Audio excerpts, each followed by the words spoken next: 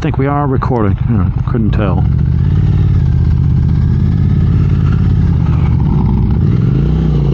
It's really hard to be. These buttons aren't very tactile when you got gloves on. But I see flashing red lights, so we'll assume that we're recording. Sunday. It's almost 4:30. Wanted to get one last ride in before the weekend. I got to go out of town for work for most of the week, and then I'll be back home late Thursday, and I got Friday to prep for the track day on Saturday. So this will be my last kind of ride before the track day. Went around. I made another video for Dave's Garage and just decided, screw it. I'm not going to put it up. But it was, you know, I did the mod with the one tooth up in the back, you know, sprocket on the bike on the ZX14 to get the gearing back to stock and shorten my wheelbase and all that stuff if you watch those other ones. Was, you know, at first I was loving it, but then I noticed this thing that I'd heard about, and for some reason just it slipped my mind when I did the mod. I was like, that's the older bikes. I'm sure the new ones have it fixed. Yeah, they don't. It's been a problem for like 14 years. When you go from a 42 to a 43 tooth sprocket on the rear of a ZX14, some people say they don't notice it. I don't know, but I've seen hundreds of people that have the problem. And it's stock ECU, stock bikes, flashed bikes, stretched bikes. Something about the ECU and the traction control algorithm. When you change gearing, if you gear it up, it seems to be fine. When you gear it down, it doesn't like it. And it has something to do with, it's got a front wheel speed sensor because you got ABS and traction. It's got a rear wheel speed sensor. And normally it would just compare the two. And if they're out of sync, meaning the back one is spinning up faster than the front, you would deduce that it's either spinning the tire or you're doing a wheelie. The front tire's off the ground, so it's slowing down. Apparently the ZX14 has a third component because it compares those front and rear wheel speed sensors with the RPM. So when you change the gearing, you're not changing the speed at which the wheel turns. It still knows what the wheel's doing because it's got, you know, the wheel speed sensor is on the wheel itself. But apparently it knows, well, the wheel should be traveling at this speed for this RPM based on the stock gear ratios and what gear it's in and all that. And so in the first two gears, I didn't notice it in third, but when you go ahead and do that mod, it was causing like a stuttering and almost like a bucking, herky-jerky kind of movement on the bike. And it was a little unsettling. Sometimes it was minor and you're like, I'll just ride around it. And other times it was like, whoa, what the hell's it doing? And I'm like, you know what? I'm going to a freaking track day.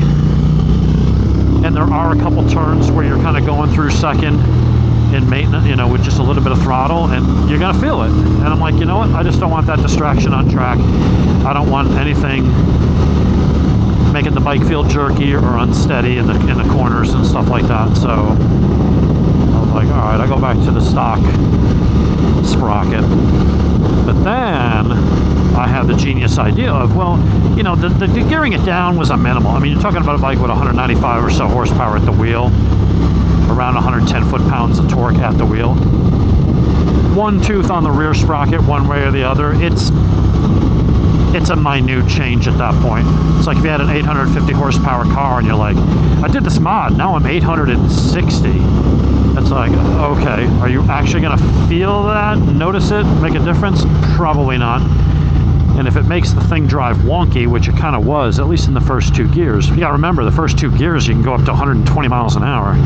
So that covers actually a decent range of riding. You know, when you're in second gear, I'd be at about this speed and it'd be like going So I was like, well, what if I just put the stock sprocket back on? That's smaller, moves the wheel back. But then I go get a new chain and I'll cut it 2 lengths shorter so I can still get the benefit of, you know, the shorter chain means I'll have to move the wheel all the way, you know, forward. That'll shorten the wheelbase, and that'll help with the turn-in, coupled with the 190/55 profile tire instead of the 190/50 or 50. So I go buy a new gold chain, use a bunch of my cycle gear points. So, you know, it wasn't much out of pocket. I had some points stored up from buying tires and other stuffs. So I go and get a nice gold chain, which, as we all know, is the fastest chain, and, you know, looks nice. It also has the benefit of not getting surface rust and pitting if you don't, you know, you're out in the rain and put the bike away and you forgot to wipe and oil the chain. So, I get it on there. I look at my adjusters. I'm measuring with a micrometer, you know, with a caliper, digital caliper, and I determined that I have just enough adjustment in the adjusters to do that. I get it all on. Now, luckily, measured twice, cut once, right? Luckily, I subscribed to that because I got burned on it before. Everything looks good. I go to move get the adjusters all the way forward. I go to move the wheel all the way forward, and it stops. I didn't think to measure the hole in the swing arm that the axle goes through to make sure that it was cut far. And just because I can move the adjusters forward doesn't mean the axle will slide that far forward.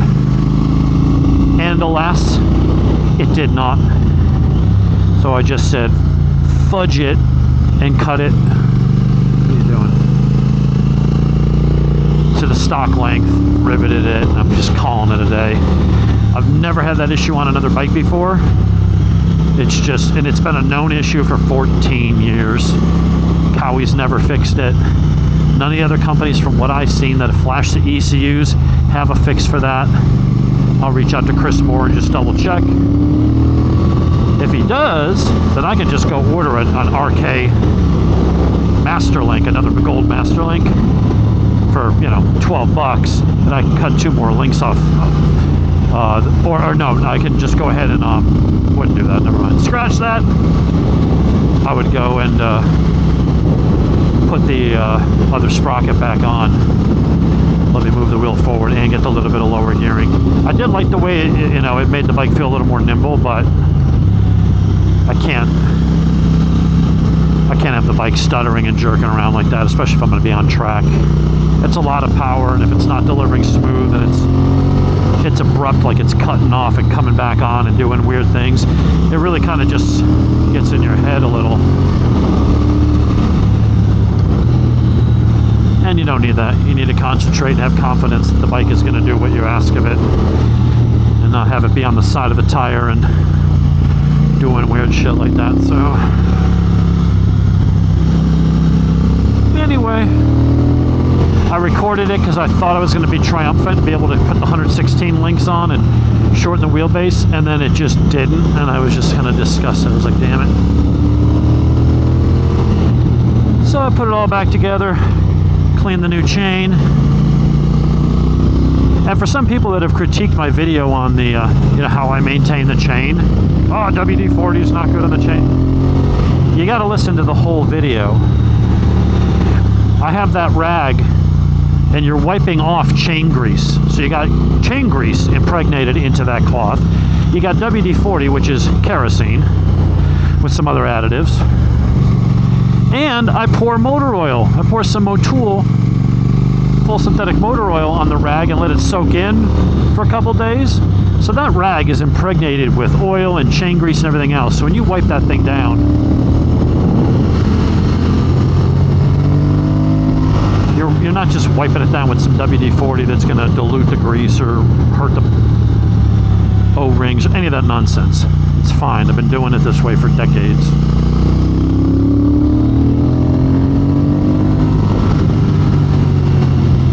Told me I'd stop up here, but I don't see any bikes. Now, 1 or 2. Yeah, a couple bikes.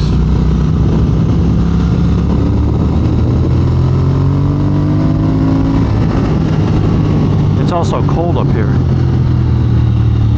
Oh, come on, dude.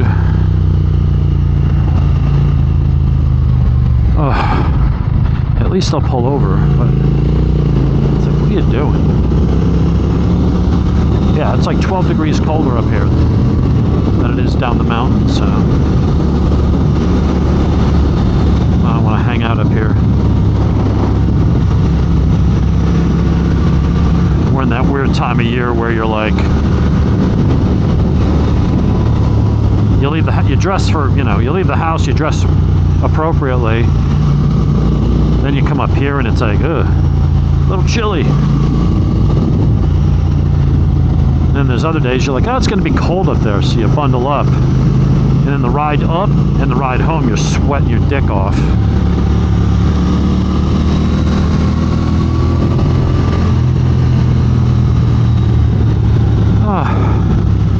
Cannot wait to get the new forks on this bad boy.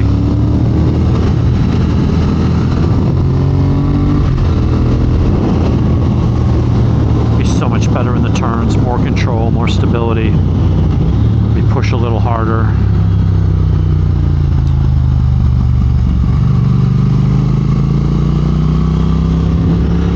I don't know if he's putting his lights on to warn me or if he's just turning his headlights on.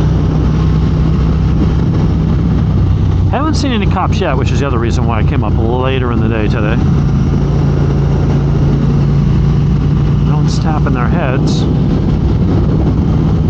Whew, it is brisk. This bike does not have an external temperature gauge.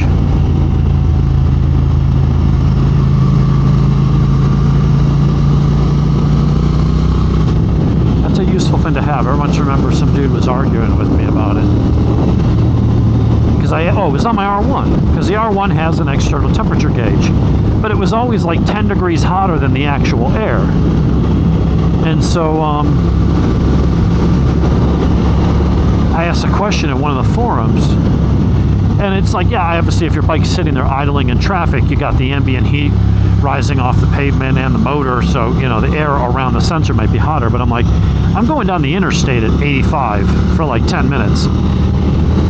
And I know the temperature outside is like 86, but it's saying it's like 98. So I asked the question, I'm like, is it normal for this to read high? And then instead of someone just saying, yeah, you know, they place it so close to the engine, it doesn't matter if you get airflow for whatever reason. There's just a quirk of the bike. Every bike has these quirks, right? Some more than others, but well, what do you need that for? It's like I'm having to justify, like, well, because I have it and it's useful and it's part of the bike and it appears to be malfunctioning, so I'm wondering why. Oh, you don't need none of that crap. Shut up. You don't need a bike, but I want it.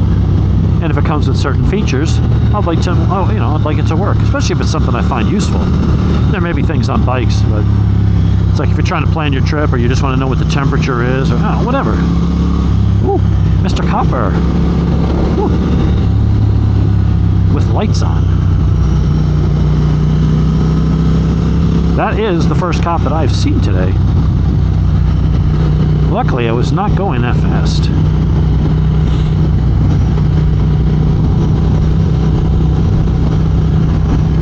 We'll see if he feels the same. If I see blues behind me, I'll know that we have a disagreement. A difference of opinion. My opinion of my speed was different than his laser gun.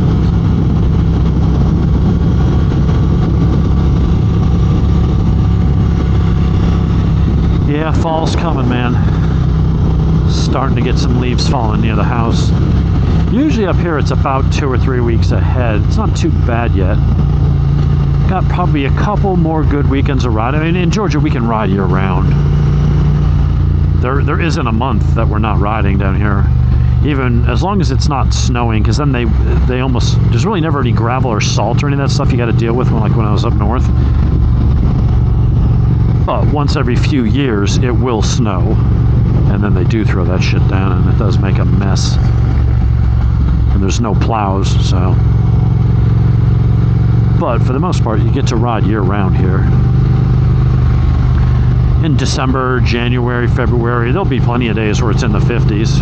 So you get your winter gloves, you get your Under Armour, you get your neck warmer things, and your winter jacket, and you can ride pretty comfortably. When it gets below 50, it depends. If it's like 49 degrees, so it's below 50 but barely, I'll probably still ride, at least in town. As long as it's in the 50s though, I'll come up and play. Just got to be a little more careful with your tires. But again, that's where the sport touring tires are better in the winter. You're not going to generate a ton of heat in your tires when it's, you know, the pavement's that cold. But sport touring tires are designed to stick, to get sticky and optimize traction at a much lower temperature. Ultimately, the other tires, the sport, you know, the Q3 Pluses will grip more when they're in their operating temperature. But during the wintertime, that is hard to do. So that's a case of where sport touring tires say, oh, would you wear them on a sport bike? And if you're going to ride in the wintertime, believe it or not, you're better off with a sport touring tire. Run it towards the lower end of the pressure range, so you get a little more flex, a little more footprint. And they'll get warm. They won't get super hot, but they don't need to get hot to stick.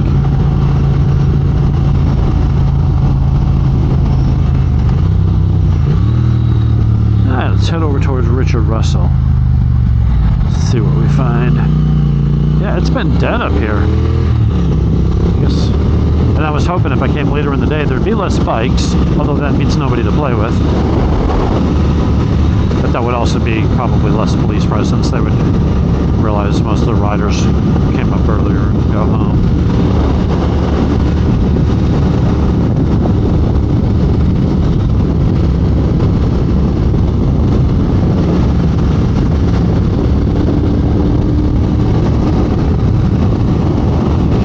This weather this weekend was pretty beautiful. Originally it was supposed to be horrible, heavy rain. For once I got lucky as far as the weather goes.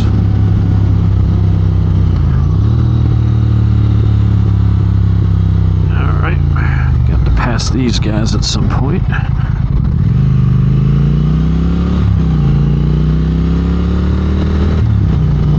Make sure there's no law enforcement in the first half.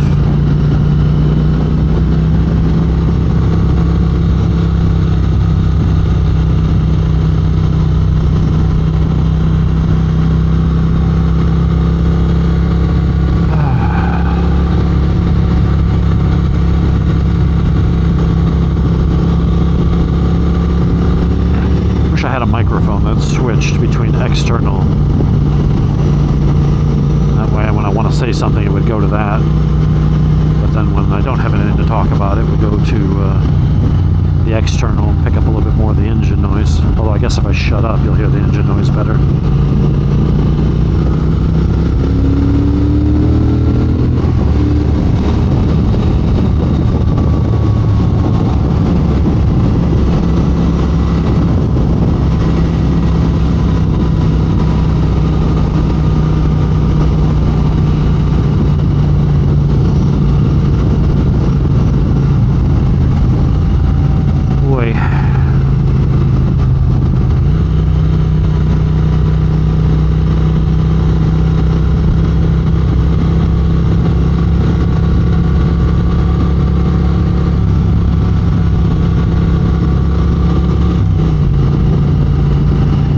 View. So we're gonna go up and over that mountain right there. I know to somebody who's on the other side of the world in the Alps, they're like, that's a mountain? Yeah, in this area. Until you start going up towards Steele's Gap. I mean, we're at the very, very southern tip of the Blue Ridge Mountains. So they're legit mountains, we're just kind of where they're starting to tail off. I mean, you go 20 miles that direction, and then, if that, then you're out of the mountains. So we're literally, they just poke down into the northwest part of Georgia. But you could take those I mean, all the way up to, I guess, what, southern Pennsylvania or something like that, where they start. We're going to cut across the Appalachian Trail, too. Runs right, well, actually, we did. It was at the top of Blood Mountain. But I think the other side of it, so Blood Mountain's over there, behind us. And it comes down over here, through here somewhere. Pretty sure it crosses over this road at some point. Alright, I gotta get around this guy. I cannot sit behind him this whole way. There's like the one really fun section of this road coming up. And I want it. So, the second I see that it's clear, we're going. Turn. Awesome.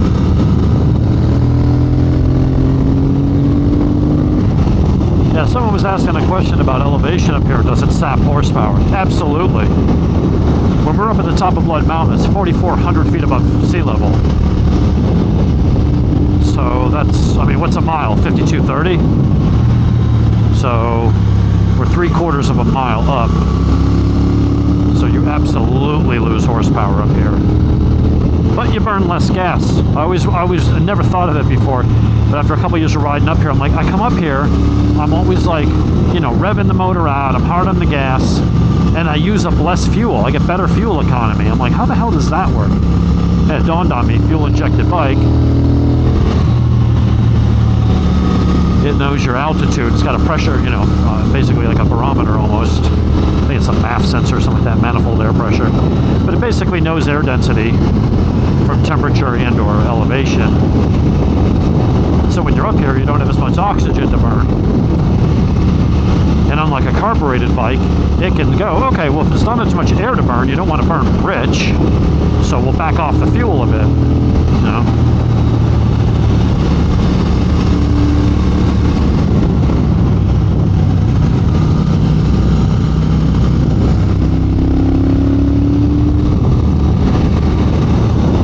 Oh, new forks are going to be lovely. It's fun the way it is now, but it does dance around a little bit. After that, we're getting a quick shifter. After that, I reckon we're going to get, probably do the decat, and then a full tune and all that kind of stuff.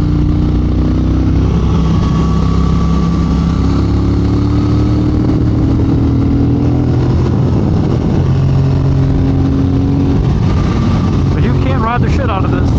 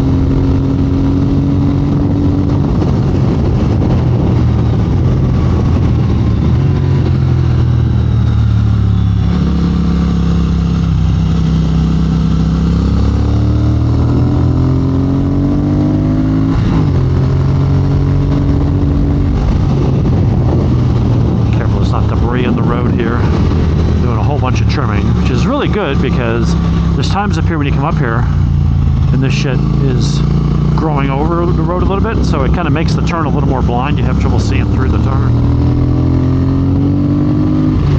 So it's good that they're doing that. And ooh, did it get cold again? And there's diesel all over the frickin' road. Probably from the very machines that are trimming all this stuff. So now through here, there's always car clubs pulling in and out. Maybe I see a Lotus.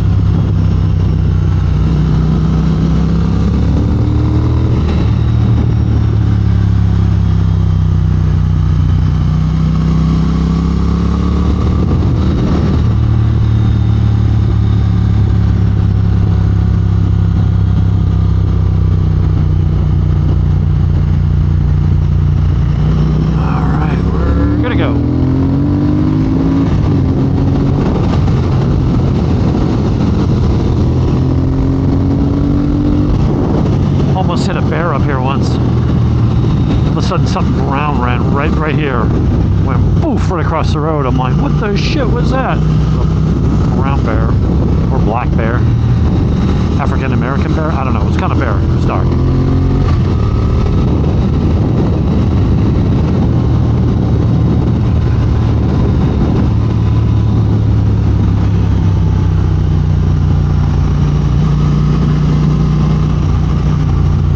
Avoid the squiggly tar snake right there.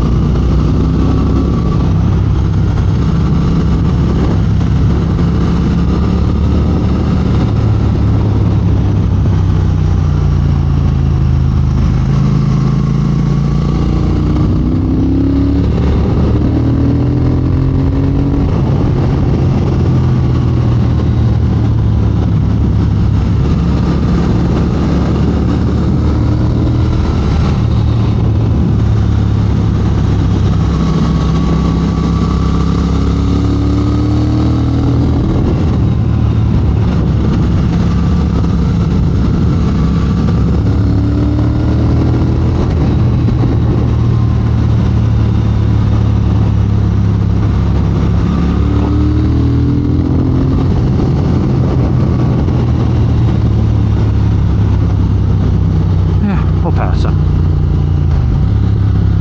I'm sure he sees me.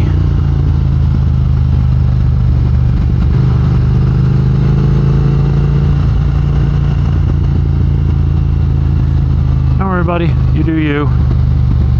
When we hit a little straight and it's safe to pass, I will pass. Oh boy, he's about to run wide. He is not doing well. He should not be up here. Should I follow him and make a video about what not to do?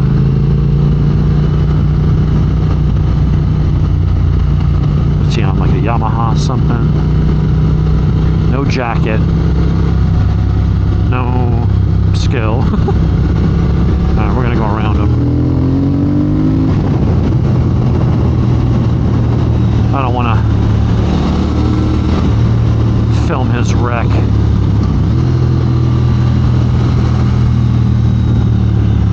Brake, tip it in, on the gas, engine brake, little brake, tip it in. It's a great stretch of road, man.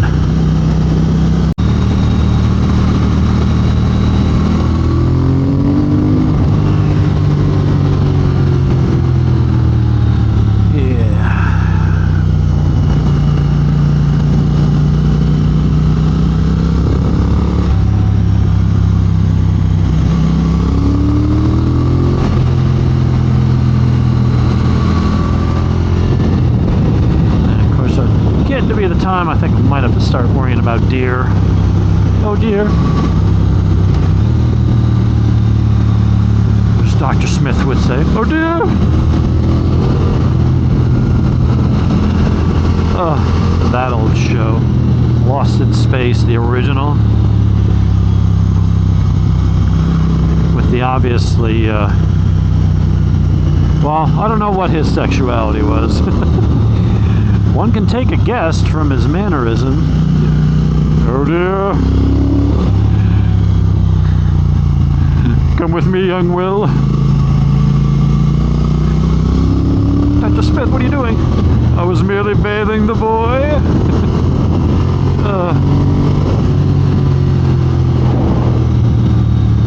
Dr. Smith. Yeah, I'm pretty sure that that dude's face was the last thing a child would see before their face showed up on the side of a milk carton.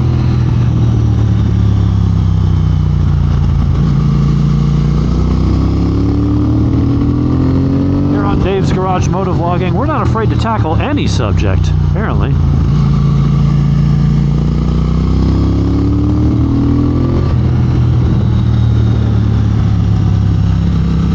If I had a way for like a radio show, like oh, let's go to the phones.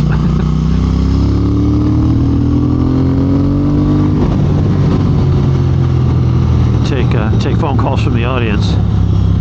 Hi, my name's Bill from Jersey. Dave, why are you such a tool? I don't know, Bill. I just am.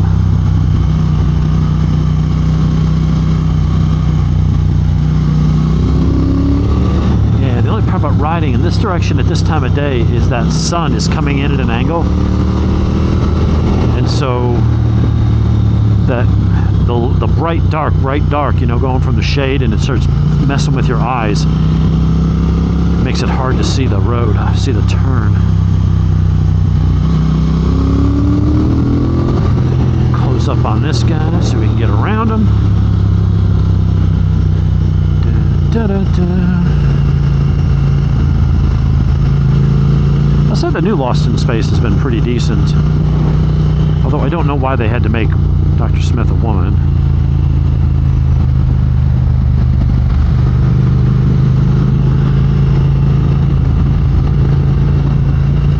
I guess it doesn't matter, just I don't know why people always have to change everything. It's like, what's wrong with the way it was?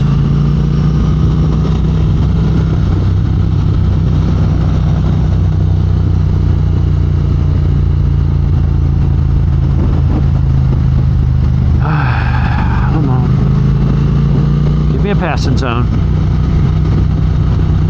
At least this person's doing the speed limit. Sorta. I guess he is.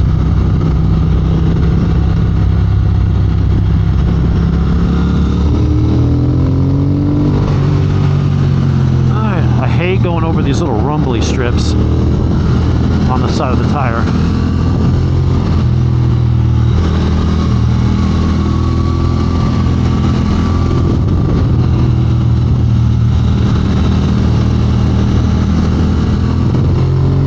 Yeah, those are really annoying, because normally you could just kind of pass through there, but you have to get back on the side of the tire.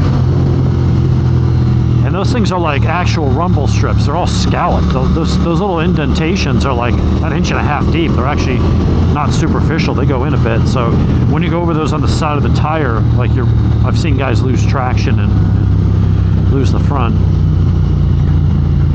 Probably saying, well, then don't pass there, asshole. Yeah, I know, but I just wanted to get around them. All right, we're gonna go this way because traffic was hellacious in Helen. We'll bypass that. But that's all the fun roads, so beautiful scenery. Some kind of park or something. Beautiful meadows. I'll tell you, man, I would live up here in a heartbeat. I need to win the lottery. I don't even need to win the Mega Millions. I just need to be able to buy 50 acres up here and just build a decent, you know, 3 or 4 bedroom house and have it paid for. That's it. I could work remote. Oh, maybe, okay, if I'm going to win the lottery, maybe make enough so that I don't have to work anymore. But that'd be great. Have a house up on the side of a mountain, just go riding every day, have ATVs, build a shooting range, and set up a forge, get back into metalworking and start knife making. I think I could make a ton of money off the channel if I started doing blacksmithing. All the blacksmithing channels. I watch this guy Sharap. I think he's in Russia or Ukraine or something. Dude's got like over 1 million followers or something like that. He gets his videos get millions of views. He's got to be making 15-20 grand a month from just from that. From a YouTube channel. That would replace my income. I wouldn't have to work. I could just do that. That would be awesome. Well, it'd be awesome if I keep doing my job and then do that on the side and then have 2 incomes. But again, if I won the lottery to get all that, then I wouldn't need that stuff and I wouldn't need to work. I like my job. But if I didn't have to work, yeah, I wouldn't be going in on it tomorrow. Very few people, I think, are lucky enough to get a job that they love. That really is lucky. That you find something that you are passionate about and you love, and it makes you enough money to afford the lifestyle that you want. Lots of jobs I could do that I would love to do. I wouldn't have this, I wouldn't have the Mustang, I wouldn't have the car with the pool, I wouldn't have a lot of stuff, you know, it's, yeah.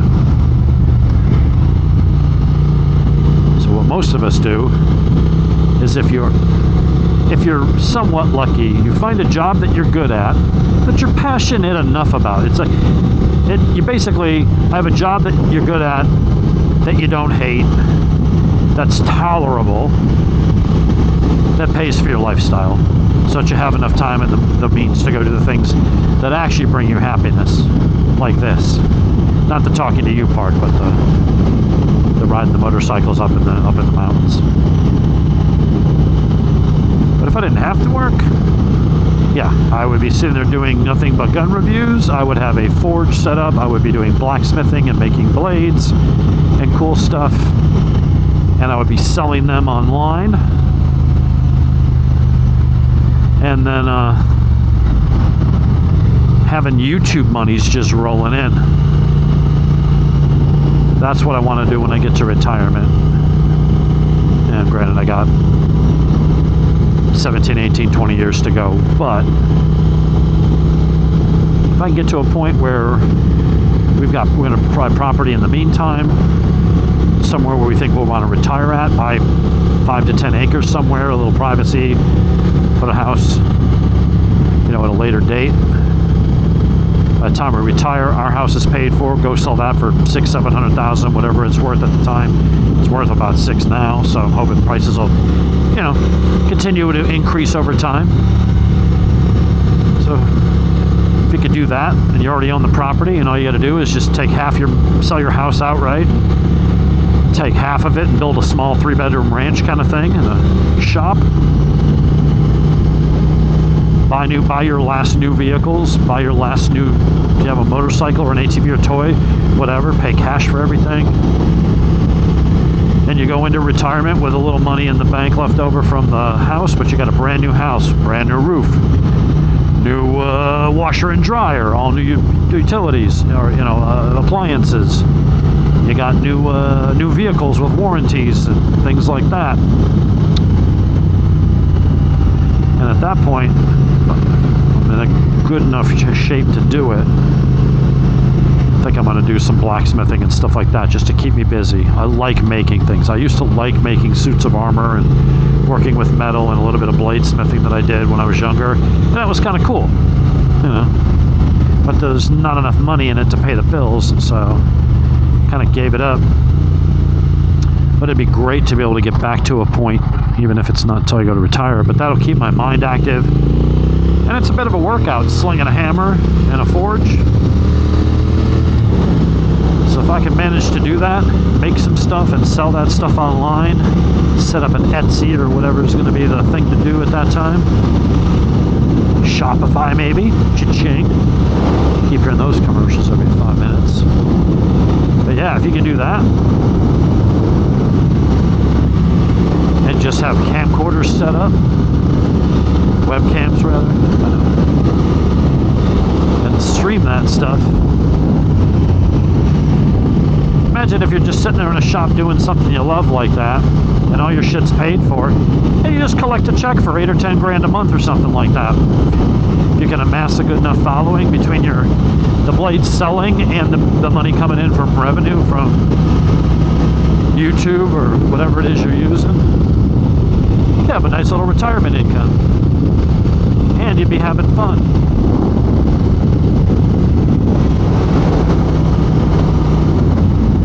So, alright, I'm about done with the twisties. I'll be back out on the main road and then I head home and hang out with Donna and the pups. Got a busy work day tomorrow, then I gotta drive to Nashville Tuesday.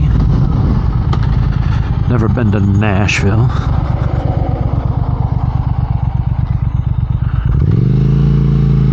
But there's your MotoVlog for today. A little fun on the Speed Twin. New tires are still feeling great.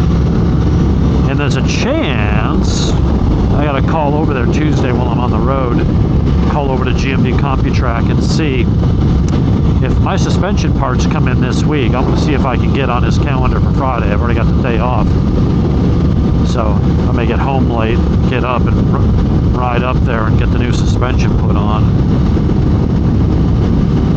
And then if the weather's good, we got a track day on Saturday. I don't think I'm going to take this, although you never know. Definitely taking the Kawasaki.